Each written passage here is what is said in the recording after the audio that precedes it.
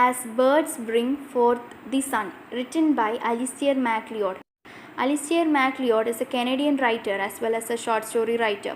In 2000, MacLeod wrote two collections of short stories.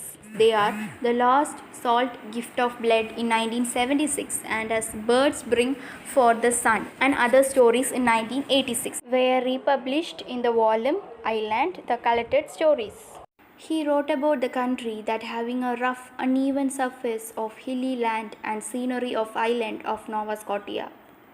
During 1790s, his grandparents had emigrated from Scotland to Canada. In Nova Scotia, the people tended to be farmers, fishermen, miners, and loggers. And MacLeod's stories featured them prominently in such occupations. Death and injury were not far away. His stories talk about them in a matter-of-fact way.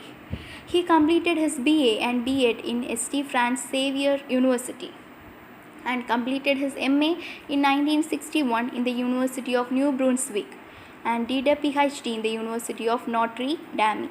He took a course in creative writing. This helped MacLeod to become a writer.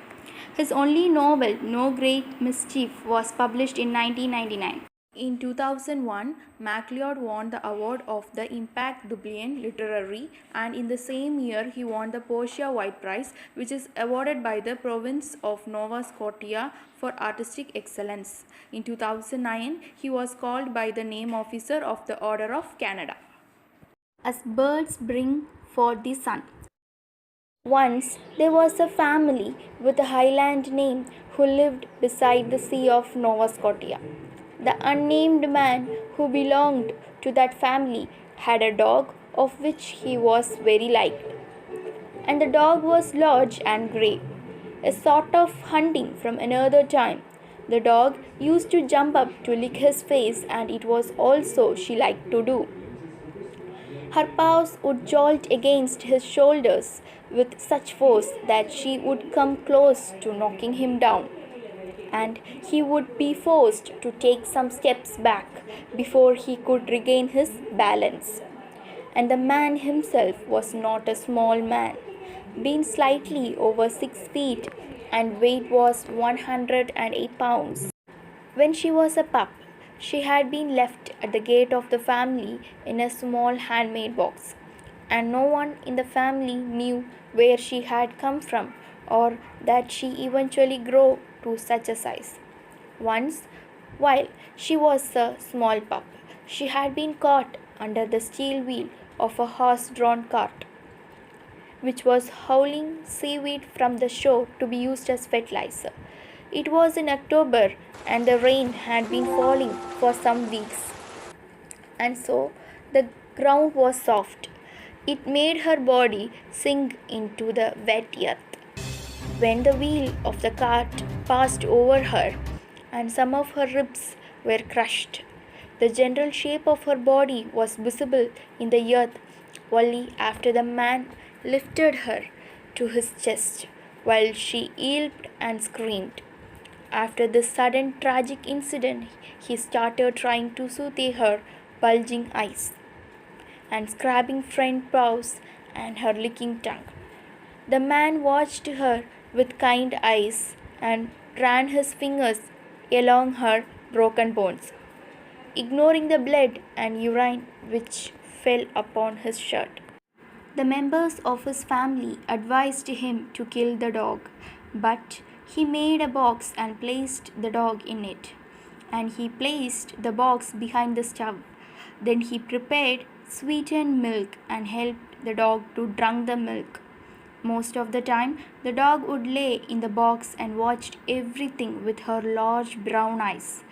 In the beginning, the family members complained about her, and later they gradually adjusted to her. After some weeks, the dog slowly recovered. In the winter, the dog was outside most of the time and followed the man everywhere. During the following months, the dog was forced to lie beside the box because of her size. The members never gave a name to the dog, but referred to in Gaelic as Cummer Glass, the big grey dog. A few months go by. The dog lives and heals. Then it goes into heat and needs a primate. The man, the caretaker, then looks for a suitable man to get a suitor for his dog. After many unsuccessful attempts, the man finally goes to a place that has big dog, but not as big as the female one, and finds a right mate there. And finally, the dog becomes pregnant and gets even bigger than the massive size it was. Finally, the winter gives farewell, and after a while, when it seemed that spring was about to break, that happened. The pregnant dog was gone. In summer, the man and two of his teenaged sons are out in their boat fishing, about 2 miles offshore. Suddenly, storm blows up and water begins to roughen, forcing them to take refuge on a nearby island. They saw something humor-class silhouetted on the brow of the hill, which was the small island's highest point. Her master is so overjoyed that he jumps out the boat into the waist-deep water, struggling for footing on the rolling gravel, and waded towards the shore. At the same time, Kumar Glass came hurtling down towards him, a shower of small rocks dislodged by her feet. Spying him, she rushes headlong down the hill, jumps upon him, and in her enthusiasm knocks him down. The weight and speed of her momentum met him as he tried to hold his balance on the sloping angle, and the water rolling gravel under his feet, and he staggered backwards and lost his footing and over the brow of the hill.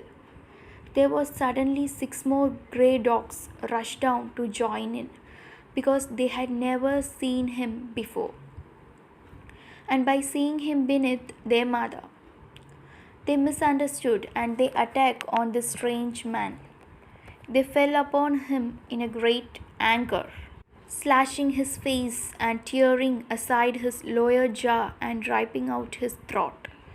Crazed with bloodlust, then their mother turned on them in her own savagery, slashing and snarling, and it seemed. Crazed by their mistake, and the 6 dogs were full of blood and yelping before their mother, and the hill where they vanished from sight. But the hill was far away distance, and this all happens only little more than a minute.